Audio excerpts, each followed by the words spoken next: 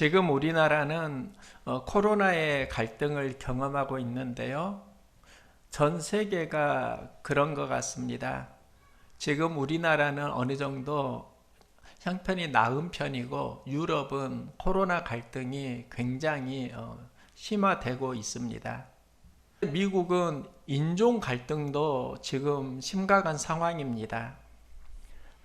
2020년 5월 25일에 조지 플로이드가 담배를 사고 $20를 지불했습니다. 종업원은 그것을 위조 지폐로 생각하고요. 경찰을 불렀습니다. 경찰이 플로이드에게 수갑을 채우고 바닥에 눕혔고요. 이 상황에서 경찰이 무릎으로 그 남성의 목을 눌렀습니다.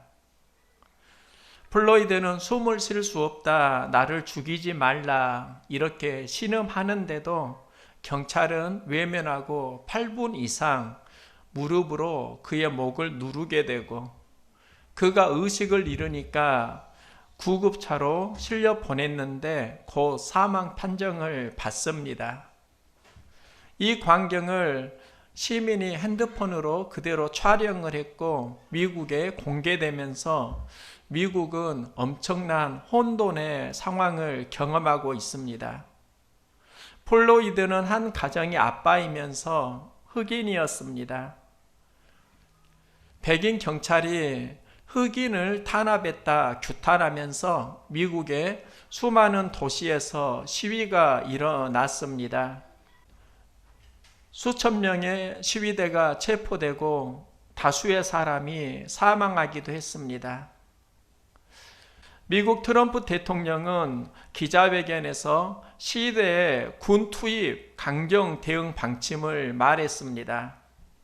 주지사에게도 강경하게 대응하라고 주문했습니다. 군대를 동원한 강력 대응, 이건 트럼프식의 해결 방법인 것 같습니다. 그런데 시위대를 진압하는 과정을 보면 다양한 일이 일어납니다. 평화 시위도 있고 약탈과 방화를 하는 폭력 시위도 있습니다. 체류탄을 쏘면서 진압하는 경찰도 있고 시위대에 동참하는 경찰도 있습니다. 연일 시위대 앞에서 무릎 꿇는 경찰의 이야기가 등장하고 있는데요. 이게 무슨 의미인가 자료를 찾아보았습니다. 미국에는 프로풋볼이 있습니다. 굉장히 인기이고요. 경기 전에 애국가를 부르면 선수들이 일어나 예를 표합니다. 이때 한 선수가 애국가를 부를 때 기립하지 않고 무릎 꿇기를 했습니다. 후에 한 기자가 그에게 당신은 왜 애국가가 울려 퍼지는데 일어나서 예를 표하지 않았습니까? 이 질문을 할 때 그는 말합니다. 인종차별하는 나라를 위해 일어나고 싶지 않아요. 이 말을 한 선수가 흑인 캐퍼닉이고요. 인종차별하는 나라 미국이라는 기사는 그 당시에 미국 전역에 엄청난 파장을 일으켰습니다. 찬반 논란이 뜨겁게 일어났는데요. 그 캐퍼닉이 했던 무릎 꿇기는 이런 의미가 있습니다. 나도 인종차별하는 나라를 원하지 않습니다. 조지 플로이드의 죽음을 애도합니다. 경찰들이 무릎 꿇기를 하면서 시위대에 이 마음을 전하고 평화 시위를 당부하는 겁니다. 제가 자료를 보니까 또 하나 우리나라와 관련된 이야기가 나왔습니다.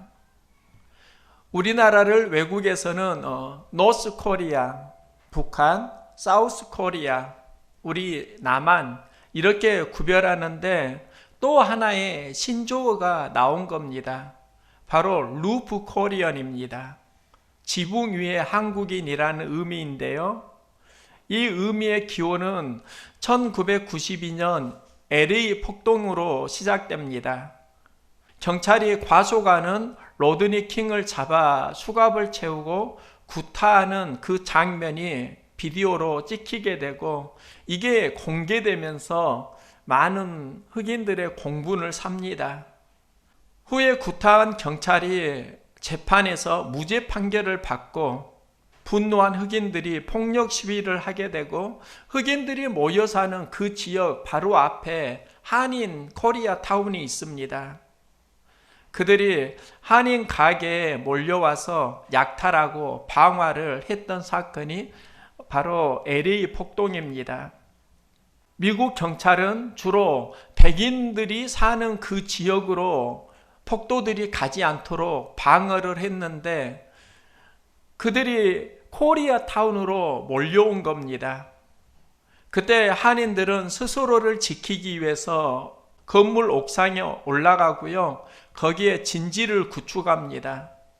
건물 옥상에 스나이퍼를 배치하고 대공초소 진지를 구축합니다. 그들은 민병대였는데 군대 조직처럼 움직입니다. 미국 MBC 뉴스가 헬기로 이런 상황을 촬영하고 저녁에 보도를 했습니다. 그 MBC 방송을 통해서 보도되면서 폭도들이 코리아 타운을 피하게 되고 나중에 사태가 진정됩니다.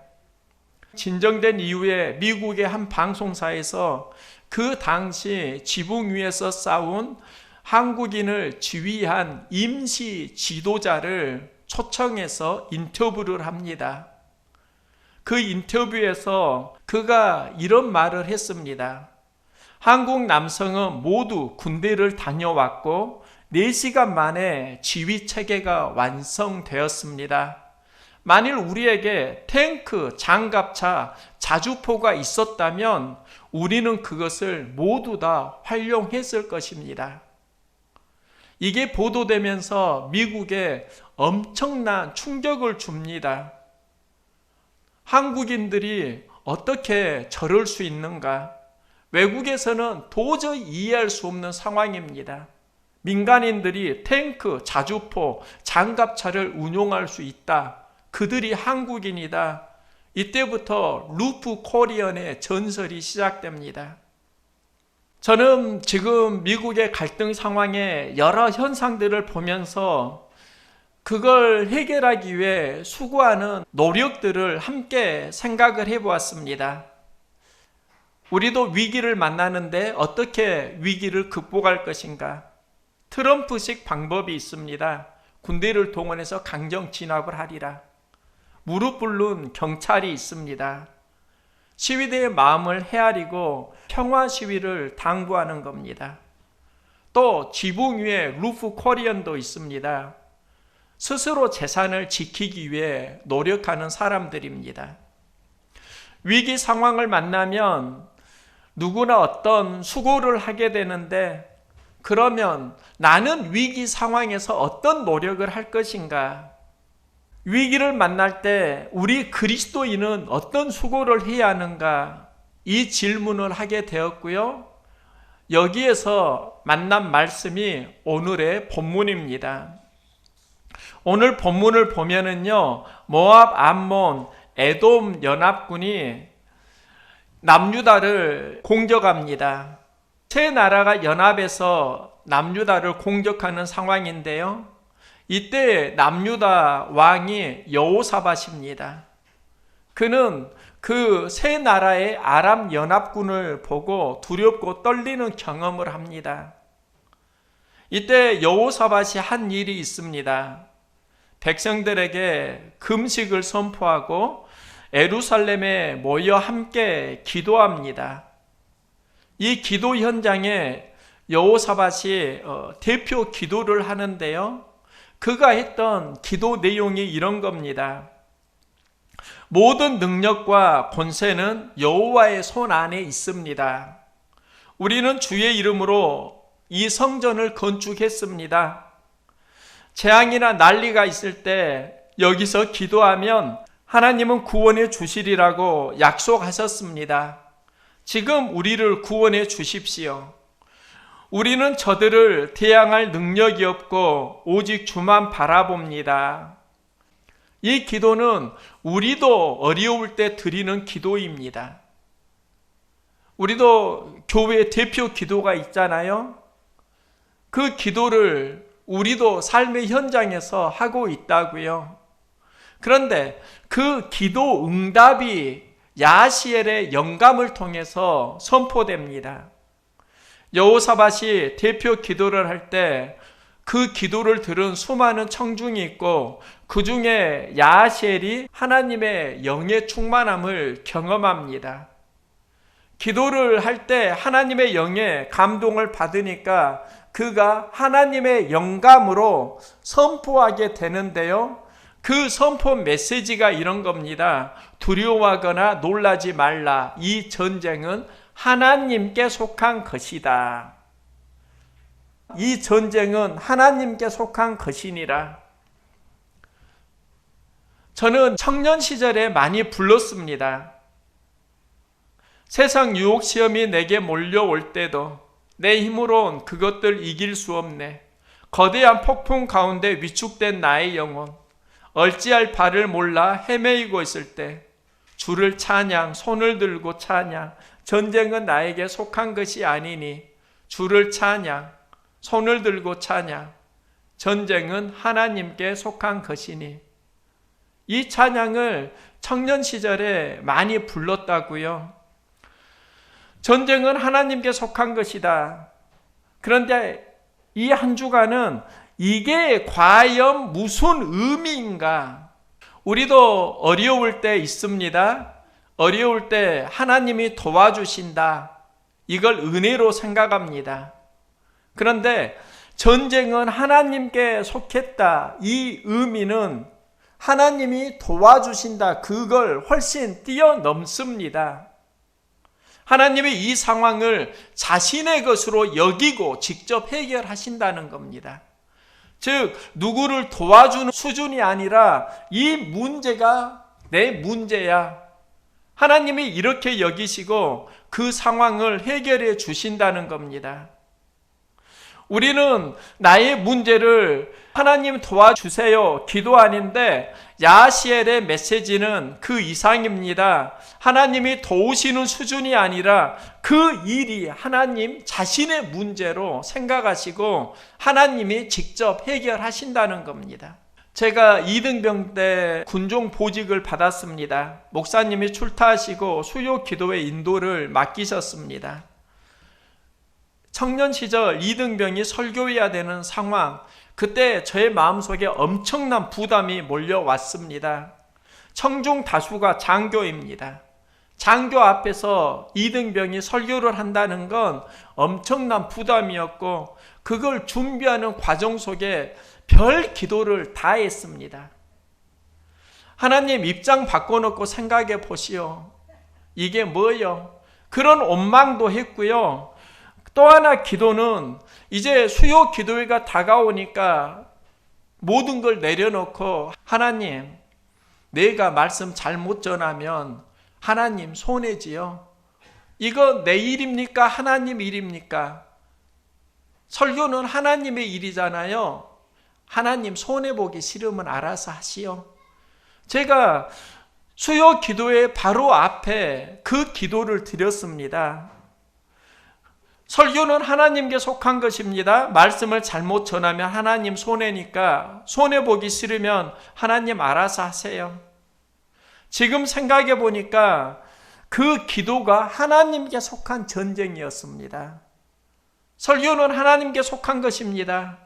하나님 도와주셔야 되겠습니다. 나에게 속한 기도가 하나님께 속한 기도 되기를 소망합니다. 내 문제가 하나님께 속한 문제 되기를 소망합니다. 그러면 상황이 달라질 수 있다고요. 그러면 내 문제가 언제 하나님께 속한 일이 되는가? 오늘 본문을 보면 그게 나와 있습니다. 야시엘이 이 전쟁은 하나님께 속한 것이니 두려워하지 말고 놀라지 말라 이 메시지를 선포하니까 여호사밧이 감동을 받습니다. 여호사밧이 기도해서 야시엘에게 감동을 주고요. 야셀이 감동받아 하나님의 영이 임하니까 그가 선포한 메시지에 누가 은혜를 입는가? 여호사밧이 감동을 받고 여호사밧이 몸을 굽혀 얼굴을 땅에 댑니다. 이때 온 유다와 예루살렘 주민들도 여호와 앞에 엎드려 여호와께 경배합니다. 이 본문이 무슨 이야기인가? 몸을 굽혀 얼굴을 땅에 댄다. 제일 먼저 예배를 드렸다입니다. 위기를 만날 때 여호사밧이 제일 먼저 했던 일이 예배입니다. 이때 예루살렘 주민들도 여호와 앞에 엎드려 경배합니다. 여호사밧이 예배를 드리고 그 주민들이 그 예배에 동참합니다. 유다 공동체 안에 예배가 살아납니다. 이때 그들의 문제는 하나님께 속한 전쟁이 됩니다. 예배를 어떻게 드리느냐, 이건 신앙에서 매우 중요합니다. 저도 예배가 살기 위해 기도를 하고 말씀을 준비합니다. 제가 예배가 풍성했으면 하는 마음에 아들에게 드럼을 가르쳤습니다. 드럼을 제법 잘 연주합니다. 그런데 달란트는 있는데 준비하지 않는 모습으로 드럼을 치는 것을 자주 봅니다. 그래서 아들에게 해준 말이 있습니다. 공연이 아니라 예배를 드리자. 아들이 저에게 많이 들었던 이야기입니다. 공연은 사람 앞에 하는 겁니다. 예배는 하나님께 드리는 겁니다. 우리는 사람 앞에 하는 공연에 많은 연습을 하고 준비하는데 하나님 앞에 드리는 예배를 준비 없이 설 때가 있습니다. 그러지 말자는 이야기입니다. 예배는 마음을 하나님께 보여주는 겁니다. 하나님을 사랑하는 마음, 말씀을 사모하는 마음, 은혜를 갈망하는 마음, 준비된 심령을 하나님께 보여드리는 것, 이게 예배입니다. 여호사밧은 위기 상황에서 예배 리더가 됩니다. 이 예배 리더를 백성들이 따라갑니다. 그러면서 그들의 문제가 하나님께 속한 전쟁이 됩니다. 우리가 문제를 만날 때 예배 리더가 있기를 소망합니다. 교회가 강해지려고 하면, 하나님 안에서 충만해지려고 하면 예배 리더가 살아나야 합니다. 그리고 그 예배 리더를 따라주는 동역자들이 붙어 주어야 합니다. 그러면 하나님께 속한 전쟁이 되고 위기를 이길 수 있는 힘이 생깁니다. 진짜 필요한 사람은 교회에서 예배 리더입니다. 진짜 동역자는 그 예배를 따라가는 사람입니다. 왕이 예배의 리더가 되고 그의 백성들이 따라가는데요. 이때 레위 사람들이 서서 큰 소리로 이스라엘 하나님 여호와를 찬송하니라. 회중이 예배를 드릴 때 고라 자손이 큰 소리로 하나님을 찬양합니다. 그러면 찬양이 무엇일까? 예수님이 나귀를 타고 예루살렘에 입성하실 때 여기에 대한 두 반응이 있습니다. 호산나 다윗의 자손이여 찬송하리로다, 주의 이름으로 오시는 이여. 그들을 예수님의 예루살렘 입성을 찬양하는 사람이 있습니다. 반면에 이는 누구냐? 갈릴리 나사렛에서 나온 선지자 예수라, 이렇게 말하는 사람도 있습니다. 이는 누구냐? 이 말은 저 사람 누구야? 갈릴리에서 나온 선지자야. 쉽게 이해하려고 하면 쟤 시골 촌놈이야, 나사렛 촌놈이야, 그러면서 비방하는 사람들이 있다는 겁니다. 호산나 다윗의 자손이여 찬송하리로다. 예수님이 하시는 그 믿음의 행렬을 지지 격려하는 사람이고요. 또 나사렛 촌놈이야, 비방 방해하는 사람입니다. 예배 현장을 보면 그 예배 현장을 지지 격려하는 사람이 있고 힘을 빼는 사람이 있습니다. 찬양에는 지지 격려의 의미가 있습니다. 하나님께 속한 전쟁에 되려고 하면 예배가 살아야 하고 그 예배를 우리 마음이 지지 격려할 수 있기를 소망합니다. 지금 한국 사회는 엄청난 영적 전쟁을 시작하고 있습니다. 교회가 코로나 영향력으로 많은 긴장을 하고 있고 이 상황을 어떻게 극복할 것인가 기도하고 있습니다. 지금 미국은 프로이드의 이야기가 방송에 계속 나오고 있습니다. 이 방송을 프로이드의 6살 난 딸이 보았습니다. 그리고 엄마에게 묻습니다. 엄마, 아빠 이름이 계속 TV에 나와. 아빠는 왜 죽었어? 이때 엄마가 해준 말이 있습니다. 아빠는 숨을 쉴 수 없었어. 이 말을 플로이드의 아내가 CNN 방송에서 했던 말입니다. 아빠는 숨을 쉴 수가 없었어. 이 기사를 보니까 마음이 울컥하더라고요. 지금 이게 문제일 수 있겠구나. 수많은 사람들이 지금 숨이 막힌다고 합니다. 경제와 관계 속에서 숨이 막히고 답답하다고 말합니다. 프로이드의 아내의 이야기이면서도 우리들의 이야기입니다. 이 상황을 극복하기 위해 우리는 몸부림을 칩니다. 숨쉬지 못해 죽은 프로이드의 영향력이 미국 사회를 둘로 나누었습니다. 두 종류의 시위대가 있습니다. 평화 시위를 할 것인가, 폭력 시위를 할 것인가. 두 종류의 경찰이 있습니다. 체류탄을 쏘며 진압하는 경찰이 있고 무릎 꿇고 프로이드의 죽음을 애도하는 경찰이 있습니다. 대처 방법은 모두 다 다릅니다. 그런데 나에게 영감을 준 동영상이 있습니다. 프로이드는 미네소타주 사람입니다. 그가 죽고 미네소타주에 시위가 격화됩니다. 그곳을 치안 담당하는 사람이 앤드류스 중령입니다. 그는 시위대를 진압해야 하는 책임이 있습니다. 그가 시위대 앞에서 당부하는데요. 무릎 꿇기를 하고 말합니다. 미네소타주의 시민으로 조지 플로이드의 죽음을 애도합니다. 인간으로서 제 가슴이 아픕니다. 오늘 밤에 부탁을 드리고 싶습니다.